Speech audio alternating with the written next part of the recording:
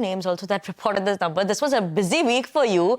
Some hits, some misses coming in on that front. Overall, what's the roundup and sense that we're getting from IT companies? Well, mixed. So, just to quickly, tell you the hits and misses. So the companies which beat expectations, one of them is Persistent, the other one is Mphasis. LTI Mindtree was in line, L&T Technology Services and Cyient were a miss. And you can see from the stock price reaction over the last 1 year that companies like Persistent, which were anyway outperformers, they were commanding premium valuations because it was able to deliver growth ahead of peers. They continue to do that.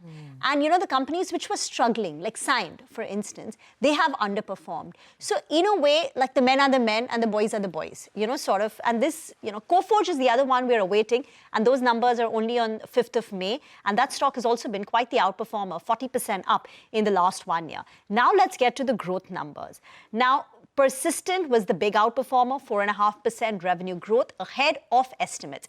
Mphasis too delivered on estimates, 2.9%. Now for LTTS, you can see it looks like a big 10% kind of a revenue growth, but that includes the IntelliSwift acquisition. Actually, LTTS was a miss on estimates and the stock post-earnings declined, and Cyient also disappointed the street. Now on to the guidance for the full year.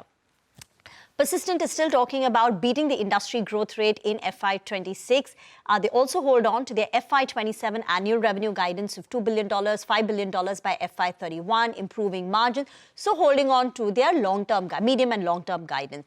Mphasis too, margins will be maintained in a narrow band. And again, they expect growth to be above industry leaders. Now, LTTS is just saying that, and normally LTTS gives you a numeric guidance. This time they're not. But they're saying FY26 to be better than FY25. And they're also saying it will be a double-digit revenue year. But even then, it's slightly lower than what analysts were hoping for. They were looking at a high double-digit, mid to high double-digit kind of a guidance for this year. So in that sense, it's a bit of a miss. Cyient is abstaining from giving a guidance for FY26. They expect the uncertainty to last through the first half of the year.